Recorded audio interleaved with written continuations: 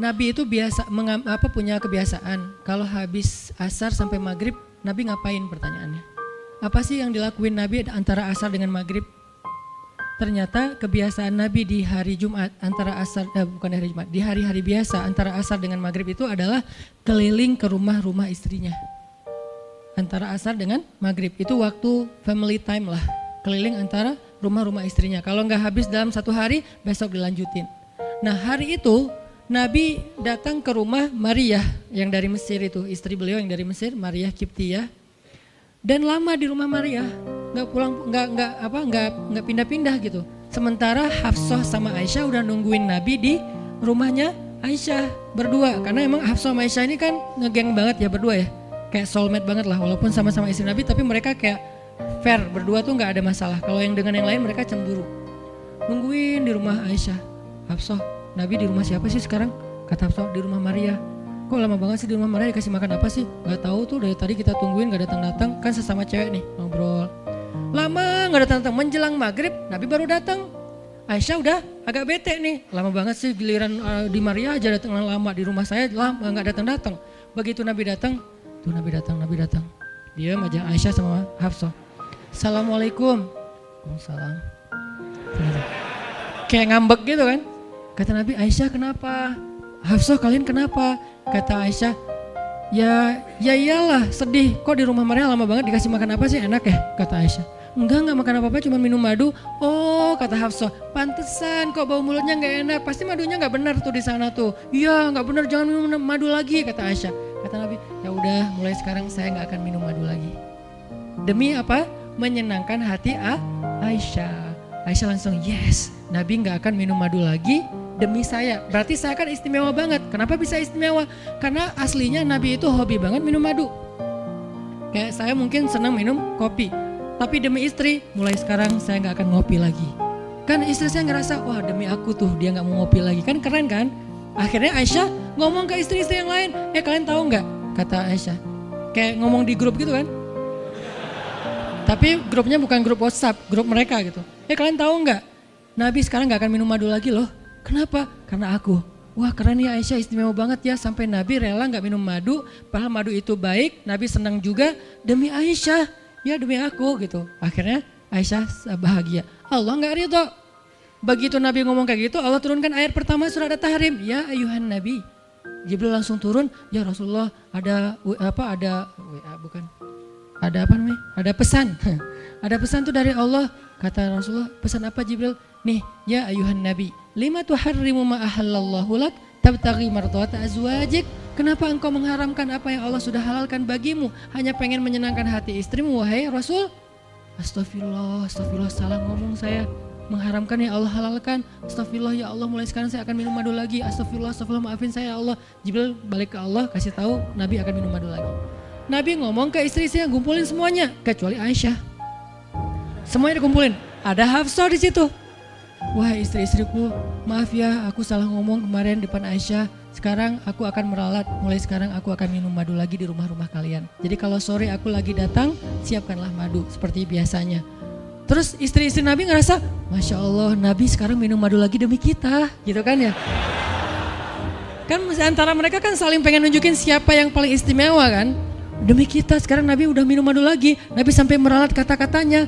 Akhirnya ternyata kalimat itu sama Hafsah disampaikan ke Aisyah. Kalau bahasa sosmed kita di capture, di forward. Kan bahaya banget kan? Disampaikan ke Aisyah. Aisyah tuh lihat Nabi sekarang minum madu lagi loh. Demi siapa coba? Demi kami. Aisyah, innalillah, jadi Nabi gini. Cuman Aisyah gak sampai ngomong kayak kita. Dasarnya cowok dimana aja sama gitu. Itu mah kata-kata cewek sekarang ya. Kalau Aisyah kan elegan kan gak ngomong gitu. Akhirnya pas Nabi datang Aisyah diam. Aisyah diam. Kata Nabi, Aisyah kenapa? Aisyah kenapa? Oh jadi gitu, di belakang ternyata sekarang minum madu lagi. Hah? Nabi langsung datangin sama Jibril. Rasulullah tahu nggak kenapa mereka rame-rame sekarang? Siapa yang ngasih tahu nih ke Aisyah?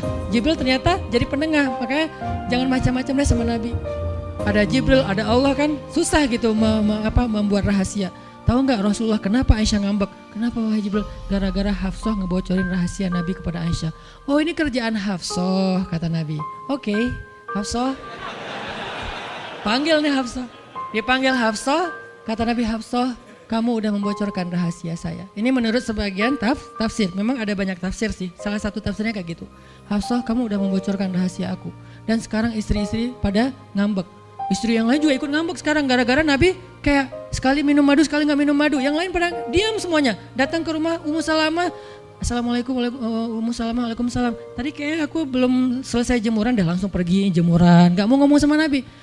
Maria, assalamualaikum, waalaikumsalam. Kayaknya tadi aku lagi sibuk nyetrika deh. Jadi gak ada yang mau ngomong sama Nabi, diam semuanya. Nabi kan jadi sedih kan. Gara-gara siapa coba? Gara-gara Hafsah.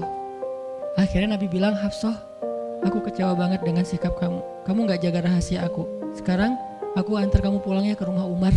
Bahasa lainnya diceraikan. Hafsah dicerain sama Nabi. Kerennya Hafsah pas digituin, dia cuma nangis. Dia gak bilang, ya Rasulullah, Rasul tega nyerahin saya, tuh saya gimana? Gitu, enggak. Rasulullah cuma masalah madu doang, cuma masalah capture dan saya forward doang kayak gitu langsung diceraikan. Tega banget sih Rasulullah. Rasulullah gak punya hati apa? Enggak. Hafsah tuh diam. Ini nih keajaiban diam yang lain ya. Diceraikan sama Nabi. Innalillah, astagfirullahaladzim. Hafsah yuk kita pulang ke rumah Umar. Iya ya Rasulullah, pulang aja. Baik banget nih Hafsah, soleha banget. Jadi by the way emang semua istri Nabi itu soleha, cuman namanya perempuan kadang-kadang muncul sifat dasarnya mereka cemburu, mereka sedih, mereka baper. Tapi itu manusiawi dan perempuan yang soleha pun merasakan hal itu.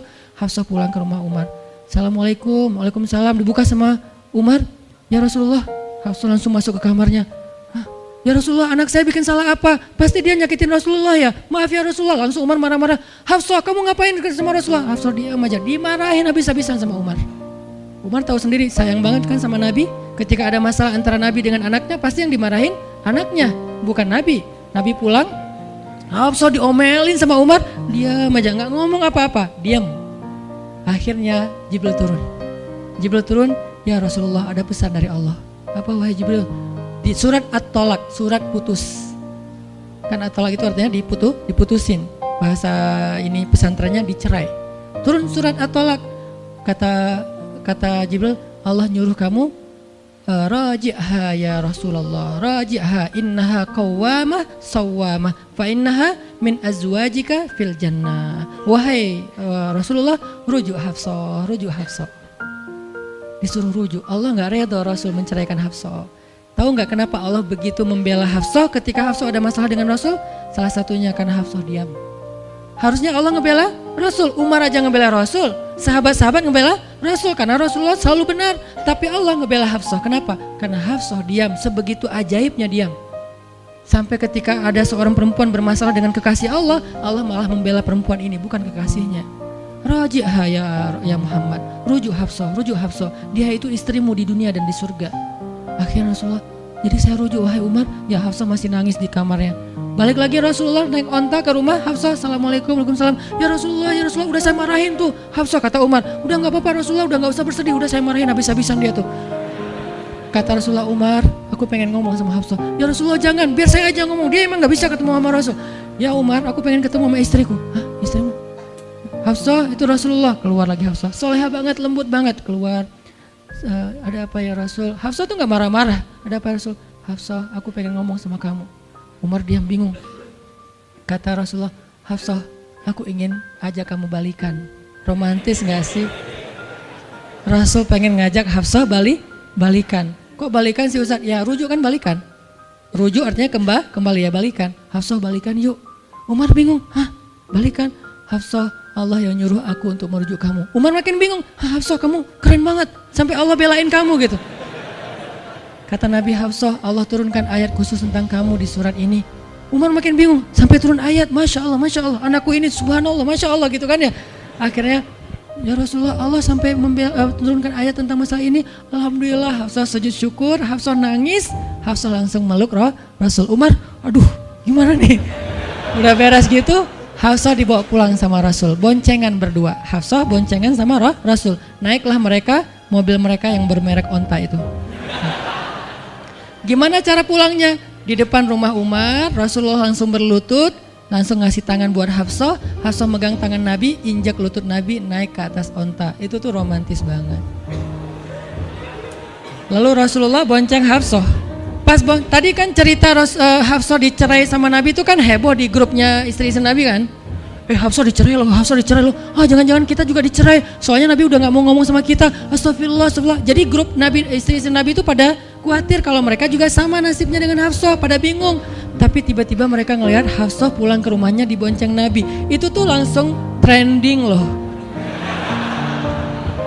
Istri-istri Nabi, tahu nggak tuh Hafsah dirujuk sama Nabi sampai turun ayat di surat At-Talaq. Oh gitu. Wah, Hafsah keren banget ya. Wah, istri-istri Nabi pada cemburu pada Hafsah. Diturunkan Hafsah, yang lain pada ngintip Hafsah. Sampai masuk ke rumahnya. Nabi beres di rumah Hafsah, keluar masuk ke masjid. Dia aja di masjid. Istri yang lain Nabi nggak mau ngomong. Aisyah, Ummu Salamah, Saudah, Maria, Sofia, siapa lagi? Yang Zainab bintu Jahsy, semuanya Nabi diamin, nggak mau diajak ngomong. Datang satu-satu, ya Rasulullah mau dibuatin minum apa? Astagfirullah, subhanallah. Datang lagi Aisyah, Rasulullah capek, subhanallah. Diam semuanya, nggak ada yang mau diajak ngomong sama Nabi. Udah mereka akhirnya pada pulang, bingung. Nasib kita gimana ya? Tanya ke Hafsah yuk. Sekarang Hafsah jadi kayak selebritinya. Hafsah, pada datang ke rumah Hafsah. Hafsah bantuin kita dong. Sampai Aisyah aja yang tadinya kayak bisa dibilang kayak pemimpin istri-istri Nabi kan. Aisyah paling cerdas, paling disayang sama Nabi. Sekarang Aisyah diam-diam ngomong, Hafsah bantuin dong. Kita nih lagi digantung sama Nabi. Kata Hafsah sekarang kan kayak lagi di atas angin gitu. Kalian sih nyakitin Rasul, cie. Hafsah tuh kayak wah lagi masa-masanya Hafsah gitu kan. Hafsah gimana dong? Ya udah ngomong aja langsung sendiri. Rasulullah nggak mau ngomong sama kita. Ya udah coba minta tolong ke ayah kamu Aisyah, kan ayah kamu dekat sama Rasulullah. Akhirnya ngundang Abu Bakar. Ya Abu Bakar, baca deh tafsir dari ayat-ayat ini.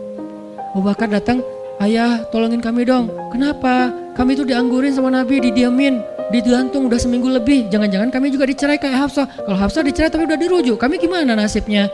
Akhirnya ya udah biar aku yang ngomong sama Rasul. Datanglah Abu Bakar ke masjid. Rasul lagi zikir. Ya Rasulullah, itu istri-istrimu mutus saya. Subhanallah. Ya Rasulullah, Masya Allah. Ya Rasulullah, la ilaha illallah. Abu Bakar aja Rasul gak mau ngomong sama dia. Padahal Abu Bakar itu udah paling akrab sama Nabi. Abu Bakar diam, gak bisa diajak ngomong nih. Abu Bakar balik lagi ke rumah istri-istri Nabi. Kata istri-istri Nabi, gimana Abu Bakar? Astagfirullah, innalillah, gimana kalau Abu Bakar aja gak bisa, gimana yang lain? Terus akhirnya datang lagi ke Hafsah. Hafsah bantuin dong, kita udah nggak jelas nasibnya nih. Kata Hafsah, ya udah aku minta tolong ayahku ya. Hafsah masih kayak nggak mau langsung ke dia gitu. Ya udah aku minta tolong ayahku ya, panggillah Umar. Ayah bantuin mereka dong, nasib mereka sekarang lagi terkatung-katung gitu. Umar marah, kalian sih. Nah, tadi kan yang diomelin Hafsah kan, sekarang diomelin semua istri Nabi diomelin sama Umar. Dan salah satu kalimat omelannya Umar, itu tuh kerennya Umar sampai di-repost sama Allah. Coba. Ada nggak manusia yang kata-katanya di-repost Allah? Nggak ada, cuman Umar. 2 kali kata-kata Umar di-repost oleh Allah. Arti di-repost apa? Ditayang ulang di Al-Quran. Kan repost itu berarti tayang ulang kan? Di-capture, langsung di-copy, paste, langsung ditayangin. Itu tuh kata-kata cuman Umar yang pernah digituin sama Allah. Kata-kata Umar apa? Ayat ke-5. Kata Umar, kalau kalian gak minta maaf sama Nabi, Allah bisa aja mentalak kalian, menceraikan kalian dari Nabi, lalu menggantikan untuk Nabi istri yang lebih solehah, lebih hafizah, lebih bertaubat, lebih baik, lebih cantik, lebih perawan daripada kalian. Itu tuh kata Umar yang ada di ayat ke-5. Jadi bisa dibilang ayat ke-5 adalah ayat repostnya kata-kata Umar, saking kerennya Umar. Sampai Nabi pernah bilang kalau ada Nabi setelah aku, Umar lah orangnya, cuman gak ada Nabi setelah aku. Jadi kalau ada orang yang benci sama Umar, saya heran, dia baca sirah apa? Karena Umar itu keren banget, Abu Bakar tuh keren banget. Kalau kita baca sirah mereka dahsyat tuh.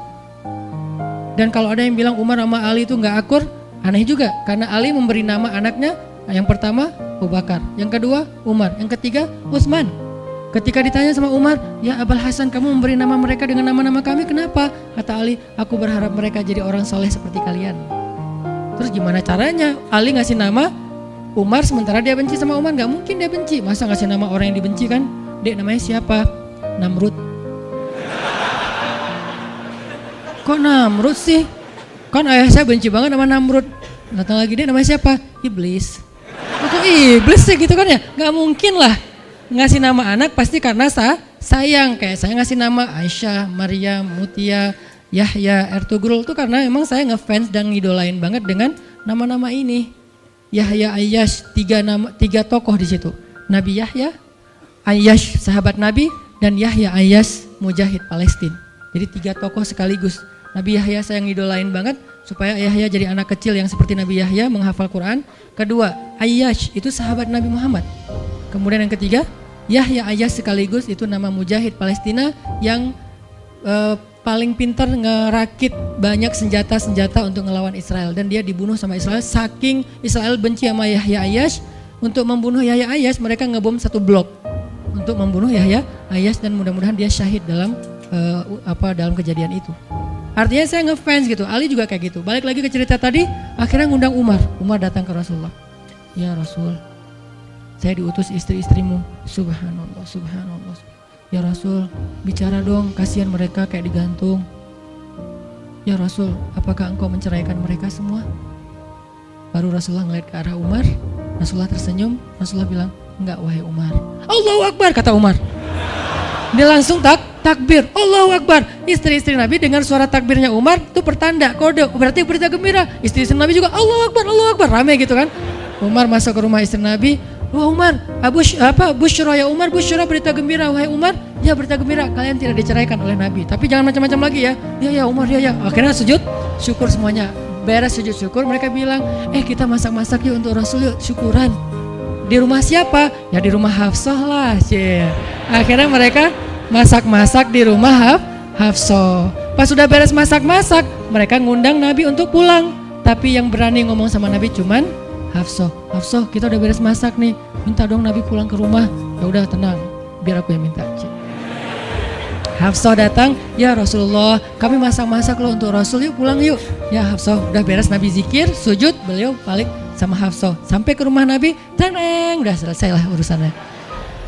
Apa yang terjadi setelah itu Ustadz? Udah gak ada riwayatnya, jadi gak bisa diriwayatin. Pokoknya beres itu mereka pun hidup bahagia selamanya. Apa pelajarannya di sini? 2 orang di sini dapat keajaiban lewat diam. 1 Hafsah, Allah suruh rujuk gara-gara dia diam. Kedua Nabi, diam aja sambil zikir, sampai akhirnya Allah beri pelajaran yang berharga. Istri-istri yang tadinya ngambek serentak semuanya insaf bahasa kita, sadar dan mereka minta maaf kepada Rasulullah. Jadi kalau istri lagi ngambek, lagi ngomel, diam. Isilah diam kita dengan zikir. Tapi zikirnya bukan auzubillah minasyaitonirrajim, auzubillah. Jangan, dia bukan setan. Dia hanya lagi ngambek. Subhanallah, masya Allah, alhamdulillah. Yang paling efek itu la haula wala quwata illa billah. Itu ngefek banget. Mudah-mudahan ini bisa menjadi penyemangat, motivasi untuk kita semuanya. Betapa kata as-samt, as-sukut, diam aja dalam Islam itu adalah kebaikan yang luar biasa dahsyat. Mudah-mudahan itu bisa jadi behavior, perilaku kita sehari-hari, perilaku kita di sosial media, perilaku kita di jalan, di rumah, dimanapun. Sehingga orang yang sudah hijrah, udah ngaji, mukmin, harusnya bisa menjadikan diam sebagai bentuk pembelaan diri kalau dia ada masalah. Barakallahu fiikum. Subhanakallahumma wa bihamdika asyhadu an la ilaha illa anta astaghfiruka wa atubu ilaik. Assalamualaikum warahmatullahi wabarakatuh.